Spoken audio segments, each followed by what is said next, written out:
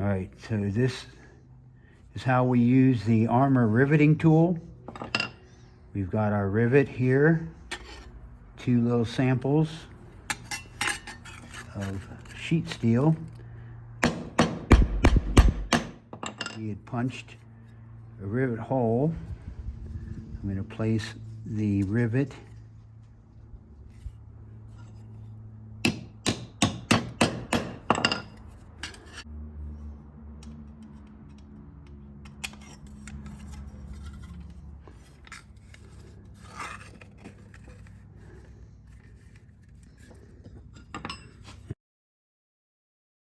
Now we don't use it in this way, striking it.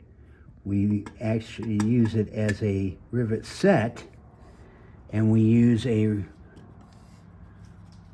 rawhide mallet to pinch the pieces together so there's not any slop. The purpose of this domed end is to be able to take any kind of dents that are in this side of your rivet